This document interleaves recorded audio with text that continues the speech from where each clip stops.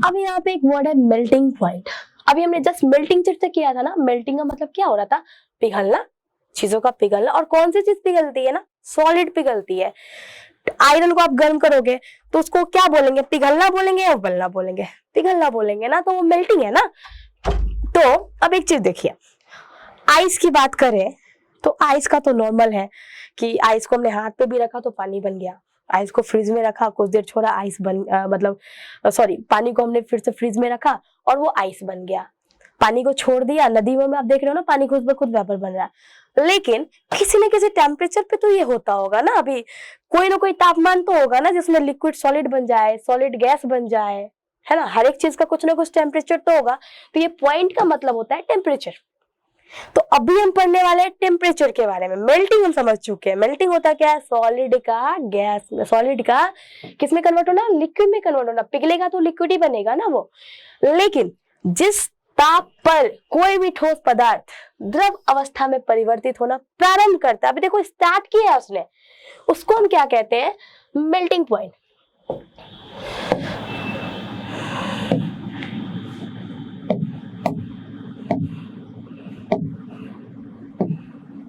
अब आप देख सकते हो यहाँ पे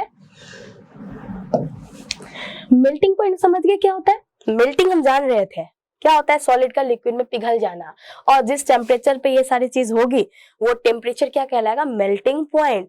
उसी तरह क्या होगा, बॉइलिंग पॉइंट भी होता होगा ना, कंडेंसेशन पॉइंट भी होता होगा, सब्लिमेशन पॉइंट भी होता होगा। सीधे हमने प्रोसेस तो समझ लिया है ना सारा, पिछले स्लाइड में हमने समझा है ना वो सारी चीज।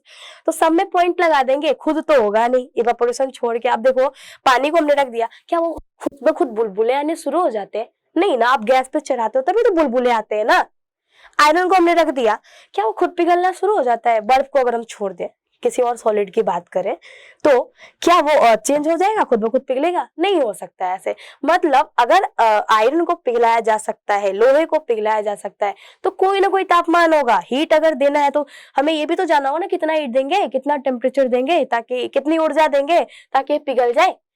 तो जिस टेम्परेचर पे, जिस तापमान पे कोई भी सॉलिड बस स्टार्ट ही किया उसने, अभी पूरी तरह पिघला नहीं है, स्टार्ट करता है पिघलना, that point is called melting point. जिसमें आप देख सकते हो आइस एक सॉलिड है ना, पानी से बना है, पानी को फ्रीज करने के बाद मिला है। हमने समझ ही लिया हीट एंड कूल का कॉन्सेप्ट जो है, इसको याद रखना, एकदम से याद हो जाएगा, है ना। बर्फ का द्रव्यमान क्या होता है, 0 डिग्री सेल्सियस। आप सोच लीजिए आइस को अगर आप 0 डिग्री सेल्सियस, बहुत कम है ना, 0 डिग्री सेल्सियस पे रखेंगे तो वो पिघलना शुरू करेगा। मतलब पूरा, मतलब पिघलना शुरू कर रहा है ना, स्टार्ट कर देगा। केल्विन में इसी चीज को हम 273.15, क्योंकि अब देखो केल्विन, सेल्सियस, फारेनहाइट जानते हैं हम, टेम्परेचर का मेजरिंग यूनिट है। टेम्परेचर को तीन यूनिट में तो मापते हैं ना हम, सेल्सियस में मापते हैं, केल्विन में मापते हैं। अब केल्विन में 273 का मतलब है 0। तो इस तरह बॉइलिंग पॉइंट में भी इसका अलग होगा, आगे हम पढ़ेंगे इसमें, है ना। तो बर्फ का जो द्रवनांक होता है, जो मेल्टिंग पॉइंट होती है बर्फ की, वो क्या कहलाता है, वो कितना होता है, 0 डिग्री सेल्सियस। अब ठोस पदार्थ का द्रव में परिवर्तन होना, ठोस पदार्थ का द्रवन, फ्यूजन भी कहलाता है। इसको एक और चीज हमने कहा है ना, मेल्टिंग। तो या तो आप मेल्टिंग बोलिए या फ्यूजन बोलिए। फ्यूज का मतलब क्या होता है, टूट जाना ना, फ्यूज हो गया, टूट गया कोई चीज। मैं बोलूँ कि ये मार्कर ना फ्यूज हो गया, मैंने गर्म किया तो टूट गया, है ना। तो सॉलिड तो टूट जाता है ना लिक्विड में, मतलब टूटा, फोर्स ऑफ अट्रैक्शन टूटा, तभी तो वो पिघल गया ना, तभी तो वो लिक्विड बना ना। तो इस पिघलने को हम 2 नाम से जान सकते हैं। आप इसको मेल्टिंग भी कह सकते हैं एंड फ्यूजन भी कह सकते हैं। Fusion of solid, fusion word जहां भी आए तो सॉलिड की बात हो रही है, मेल्टिंग वर्ड जहां भी आए तो सॉलिड की बात हो रही है, क्योंकि सॉलिड को ही हम पिघलाते हैं ना। तो आप समझ गए यहाँ पे मेल्टिंग पॉइंट क्या होता है, एक ऐसा टेम्परेचर, एक ऐसा तापमान जिसमें कोई भी ठोस, कोई भी सॉलिड क्या करना शुरू करे, पिघलना शुरू करे। जस्ट उसने स्टार्ट ही किया अभी। And this is the melting point of ice. तो याद रखना है, आपको कुछ क्वेश्चंस आपके आते हैं एनसीईआरटी में, उसको याद रखना है। जो 0 डिग्री सेल्सियस में है, केल्विन में इतने होते हैं। मैं आपको यहाँ पे फारेनहाइट भी बता देती हूँ, दैट इज 32 डिग्री फारेनहाइट। तीनों में याद रखना है आपको। 0 डिग्री सेल्सियस में अगर तीन यूनिट है ना हमारे पास, सेल्सियस है, केल्विन है, फारेनहाइट है। तो सेल्सियस में 0, केल्विन में 273.15 एंड फारेनहाइट में 32 डिग्री फारेनहाइट। ओके, तो ये क्या है, आइस का मेल्टिंग पॉइंट है। आइस पिघलना शुरू करेगा, आप जिस भी स्केल से मापो, ये टेम्परेचर होगा तभी पिघलना शुरू कर सकता है आइस। ओके, और फ्यूजन भी हम समझ गए। फ्यूजन क्या होता है? सॉलिड का लिक्विड में कन्वर्ट होना। अब ये हर एक सॉलिड के लिए अलग अलग होगा। जैसे ये आइस का 0 है, तो मान लेते हैं आयरन के लिए 1200 हो सकता है, मान लेते हैं। एल्युमिनियम के लिए 200 हो सकता है। ये चेंज होते रहता है, ये फिक्स नहीं है। वाटर का ये फिक्स है। लेकिन बाकी पदार्थ, बाकी सॉलिड की अगर हम बात करें तो ये मेल्टिंग पॉइंट जो है सबके लिए फिक्स नहीं होता है। क्या होता है? चेंज होते रहता है। क्लियर? तो समझ गए मेल्टिंग पॉइंट क्या होता है? एक ऐसा टेम्परेचर जिसपे कोई भी सॉलिड पिघलना शुरू करे। हमें ये तीनों पॉइंट में याद रखना है इसको। आगे बढ़ते हैं।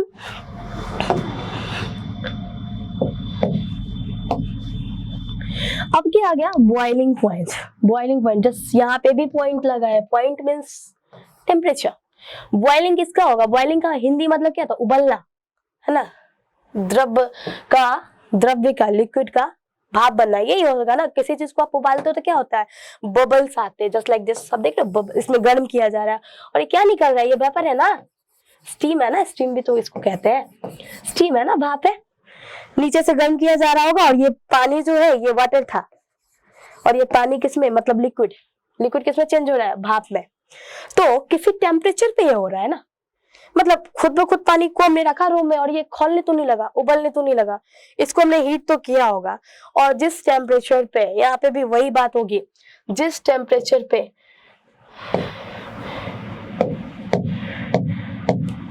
कोई भी लिक्विड उबलना शुरू करे, मतलब जस्ट स्टार्टेड, है ना, स्टार्ट करे, उस पॉइंट को हम, उस लिक्विड का क्या कहते हैं? Boiling point. वह तापमान जिसपे कोई भी द्रव्य पदार्थ, कोई भी लिक्विड पिघलना उबलना जस्ट शुरू करे, और उबलेगा किस स्टेट में? गैस स्टेट में, गैसियस फॉर्म में, या तो वेपर हो या स्टीम हो, है ना। तो उबलना शुरू करे, that point is called boiling point. अब वाटर के बारे में भी इसमें हम जान लेते हैं। पानी का, आइस का हमने सीखा है ना, 0, 273 एंड 32। तो इसका क्या होगा? 100 डिग्री सेल्सियस में। आप सोच लो, जब पानी में बबल्स आने लगे, बुलबुले आने लगे, गर्म करते और बुलबुला आना शुरू हो गया, तो आप समझ जाओ 100 पे पहुंच गया है टेम्परेचर। 100 डिग्री सेल्सियस है, तभी इसमें बॉइलिंग, क्योंकि ये फिक्स है। इसका फिर केल्विन में क्या होगा? 373, है ना। अब सोचो, यहाँ पे एक ट्रिक है। 0 डिग्री सेल्सियस था ना मेल्टिंग, और इसका कितना था? 273, ये था ना। अब आप सोचो, इसमें 100 बढ़ गया ना, यहाँ पे भी 100 ऐड करेंगे तो कितना आना चाहिए? ये आना चाहिए ना। 100 बढ़ा देते हैं ना इसमें सीधे। बट फ़ारेनहाइट में ये बात नहीं होगी, मैंने बस ऐसे ट्रिक के लिए आपको बताया, याद रखने के लिए। ओके, तो बॉइलिंग पॉइंट क्या होता है वाटर के लिए? 100 डिग्री सेल्सियस। पानी इस पे बॉयल होना शुरू करेगा, केल्विन में मापेंगे तो इतना होगा। तो फ़ारेनहाइट की भी बात कर लेते हैं ना, वो होगा 212। क्लियर? 32 था ना, मेल्टिंग में क्या था? 32 था, और बॉइलिंग में क्या है? 212। याद रखना में 100 सेल्सियस में अगर मापेंगे उसी वाटर का हम बॉइलिंग पॉइंट, तो 100 होगा। केल्विन में मापेंगे तो कुछ इतना होगा, 373.15, एंड फ़ारेनहाइट में क्या होगा? इतना होगा। अब क्या ये भी चेंज होगा बाकी चीजों की तरह? हाँ, ये भी तो चेंज होता होगा ना। हर एक लिक्विड का तो अलग अलग होता है। पानी 100 पे होता है। अल्कोहल लेते हैं, अल्कोहल, वाइन, अगर आप इसको लेते हो, मान लेते हैं ये 25 पे ही उबलना शुरू कर दे, तो हो सकता है ना, इसको तो 100 के लिए वेट नहीं करना पड़ेगा, 100 तक तो ये सूख जाएगा, खत्म हो जाएगा ना। तो बॉइलिंग पॉइंट भी क्या होती है? सारे मैटर्स के, सारे लिक्विड मैटर्स के जितने भी द्रव्य है, सबके क्या होते हैं? अलग अलग होते हैं। ओके, इसलिए हमें वाटर के बारे में तो याद रखना है, वाटर का मेल्टिंग और वाटर का बॉइलिंग। Okay, clear? ये चीज समझ में आए? बॉइलिंग पॉइंट का मतलब एक ऐसा टेम्परेचर जिसपे कोई भी लिक्विड बॉयल करना शुरू करे, बुलबुले आना शुरू हो जाए। अब मैं यहाँ पे आपको एक चीज बताने वाली हूँ, बॉइलिंग और इवेपोरेशन में अंतर क्या है, ये थोड़ा हम समझ लेंगे। ऐसे इवेपोरेशन हमें आगे पढ़ना है, बट इवेपोरेशन हम जान रहे होते हैं, वाष्पीकरण होना। अब देखते हो गर्मी के दिनों में नदियों से पानी क्या होता है? सूख जाता है। ये ऑब्जर्व करते हो। हमारे बॉडी से पसीना रेगुलर निकलता है, ये आप ऑब्जर्व करते हो। तो ये सारी चीजें क्यों हो रही है? हीट जो है ना, हीट, किसी भी चीज का जो हीट है ना, वो रिलीज हो रहा है, बाहर निकल रहा है। तो किस फॉर्म में निकलेगा? लिक्विड के फॉर्म में निकलेगा ना, मतलब लिक्विड वेपर बन रहा है, हाई एनर्जी। अब मैंने आपको एक चीज और बताया था, आपको याद होगा कि गतिज ऊर्जा को हम बढ़ा सकते हैं, हीट देकर गतिज ऊर्जा को बढ़ा सकते हैं। अब पानी हमने लिया, एक इस बर्तन में लिया, एक को हमने सन के सामने छोड़ दिया। एक बर्तन में आप आगे वो रिलेटेड एक्सपेरिमेंट हम देखेंगे, बट यहाँ आप समझ सकते हो उस चीज को। लिक्विड हमने लिया है, यहाँ पे भी लिक्विड लिया है, एक जगह हमने आग जला दिया, एक जगह ऐसे ही छोड़ दिया। अभी यहाँ जो हुआ उसको तो हम कह सकते हैं इवेपोरेशन है, क्योंकि इवेपोरेशन जब भी होगा वो नेचर के कारण होगा, वो हम उसमें हमारी एंगेजमेंट नहीं होगी, हम कुछ नहीं करेंगे उसमें। पसीना आना हमारी मर्जी से नहीं होता, नदियों का सूखना हमारी मर्जी से नहीं होता।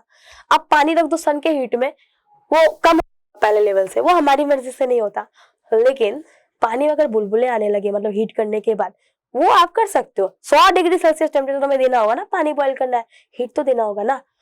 तो इवेपोरेशन एक स्पॉन्टेनियस प्रोसेस है। स्पॉन्टेनियस मतलब स्वतः खुद हो रहा है, और बॉइलिंग करवाना पड़ता है, क्योंकि बॉइलिंग के लिए हमें क्या चाहिए, 100 डिग्री चाहिए। अब सोचो नेचर में क्या 100 डिग्री में हम सरवाइव कर पाएंगे? इम्पॉसिबल है, 100 डिग्री में हम नहीं जी पाएंगे।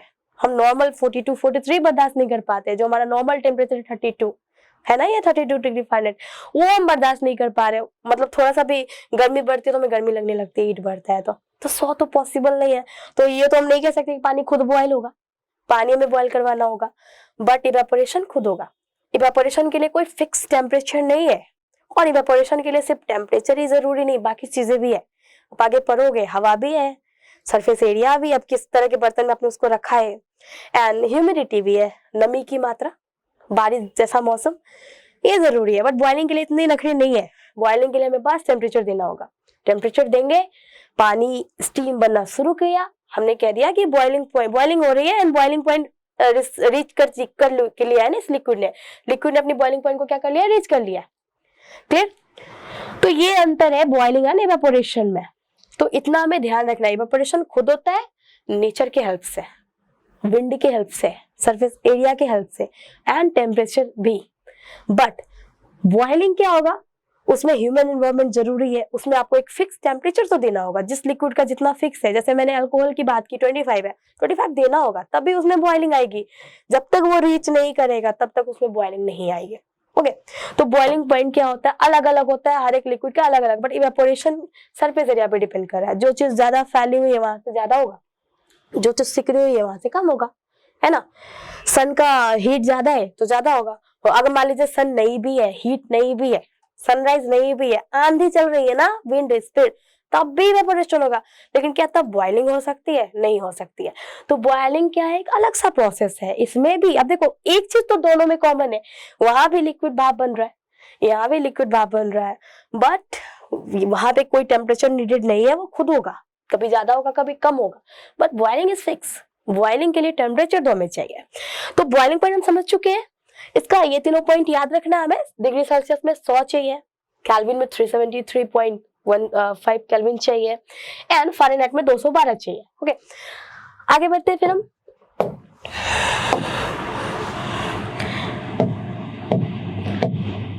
अब हम यहाँ पे डिस्कस करने वाले डिफ्यूजन। डिफ्यूजन का मतलब पहले हम समझेंगे, डिफ्यूजन क्या होता है। पदार्थ के दो स्टेट का, अवस्था तो हम जानते हैं ना, सॉलिड लिक्विड गैस का आपस में मिक्स होना। लेकिन चीजें मिक्स कब होगी?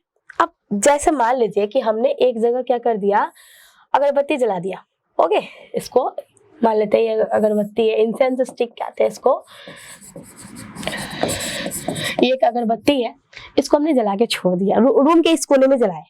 आप क्या देखते हो, रूम के चारों तरफ उसको खुशबू फैल जाती है, धुआं भर जाता है, होता है ना ये चीज। क्या था इसमें, सॉलिड था, गैस में चेंज हो रहा है, लाइक सब्लिमेशन। याद है मैंने बताया था, सॉलिड गैस में चेंज हो रहा है, यहाँ वो प्रोसेस हो रहा है। यहाँ पे क्या था, इसकी मात्रा ज्यादा है ना।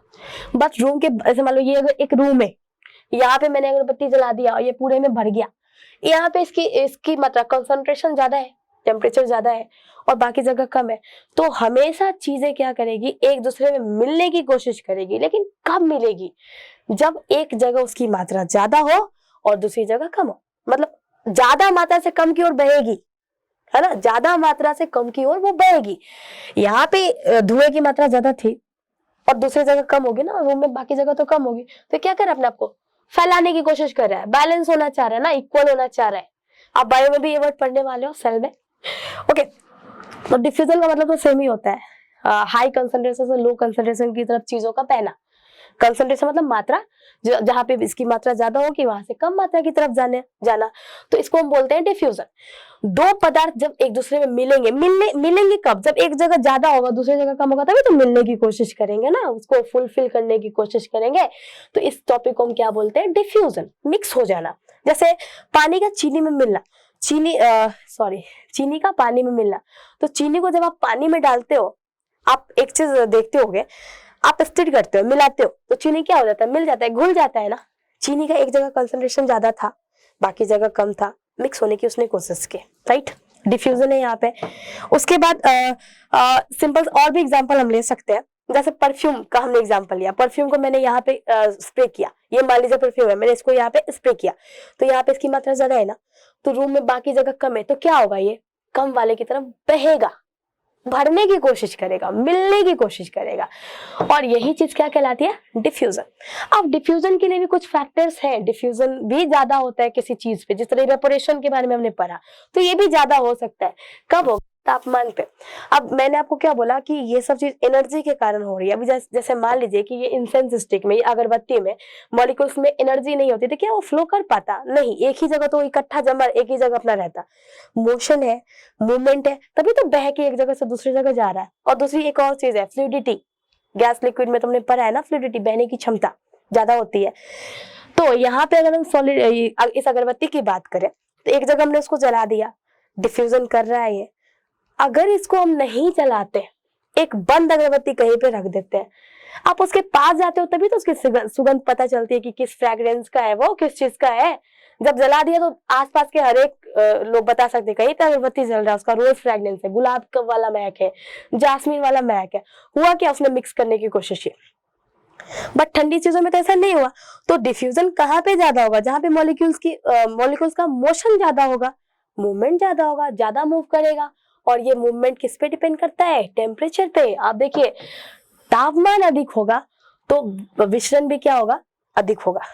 तापमान देने का मतलब क्या है? हीट तो एनर्जी देता है ना। अगर आप हीट किसी भी चीज को गर्म करते हो तो क्या देखते हैं? मॉलिक्यूल्स तेजी तेजी से घूमने लगता है, तेजी तेजी से एक जगह से दूसरी जगह जाएगा। तो डिफ्यूजन कब ज्यादा होगा? जब टेम्परेचर बढ़ेगा। आप इस अगरबत्ती को हमने जलाया तो इसने क्या किया? डिफ्यूजन ज्यादा हो गया, डिफ्यूजन रेट बढ़ गया। बुझा के रखते तो लोग नहीं बता पाते कि कहीं पे अगरबत्ती है ना। जला तो सब समझ गए कि अगरबत्ती है। परफ्यूम को हमने प्रेस किया, एनर्जी दी ना। यहाँ पे एनर्जी दे तो क्या हुआ? फैल गया। नहीं देते तो पता नहीं चलता, है ना। मैं ही सिर्फ उसको स्मेल कर पाती, बाकी लोग नहीं बता पाते। तो डिफ्यूजन तो हम समझ गए, हाई कंसंट्रेशन से ज्यादा मात्रा वाली जगह से लो मात्रा वाली जगह पे जाना, पदार्थ के एक स्टेट का दूसरे स्टेट में मिक्स होना, तभी तो वो मिक्स होगा। जाएगा नहीं तो फिर मिक्स कैसे होगा? और ये किस पे डिपेंड करता है? तापमान पे। तापमान अधिक होगी तो विचलन ज्यादा होगा, तापमान कम होगा तो ये कम होगा। ओके, तो डिफ्यूजन हर एक सब्सटेंस करेगा, हर एक मैटर करेगा। अब ये भी डिपेंड कर रहा है कि किसकी एनर्जी ज्यादा है। गैस की एनर्जी ज्यादा है, हम जानते हैं। क्यों ज्यादा है? क्योंकि ज्यादा जगह है घूमने फिरने के लिए, तो वहां पे डिफ्यूजन ज्यादा होगा ऑब्वियसली। लिक्विड में थोड़ा कम है तो गैस की तुलना में कम होगा, एंड सॉलिड में तो एकदम से कम है ना, तो सॉलिड का डिफ्यूजन थोड़ा कम होता होगा। लेकिन अगर हीट देंगे तो उस डिफ्यूजन को हम बढ़ा सकते हैं, है ना। जैसे एक और एग्जांपल इसका हम लेते हैं। पानी लिया हमने, ठीक है, चीनी डाल दिया हमने, और नीचे से आग भी दे रहे, हम हीट दे रहे, और एक बर्तन आपने फिर लिया और चीनी को डाल के हाथ से मिलाया। कहाँ पे जल्दी डिफ्यूजन हुआ? हीट वाले में ना। पानी को हमने गर्म किया तो चीनी जल्दी जल्दी घुलने लगा, मोशन बढ़ गया, डिफ्यूजन हो गया। और हमने हाथ से मिलाया, वहां पे थोड़ा कम था। तो डिफ्यूजन के रेट को आप बढ़ा सकते हो, बट इसके लिए हमें क्या चाहिए? टेम्परेचर बढ़ाएंगे तो डिफ्यूजन बढ़ेगा, एंड टेम्परेचर घटेगा तो डिफ्यूजन भी घटेगा। आगे बढ़ते हैं इसमें हम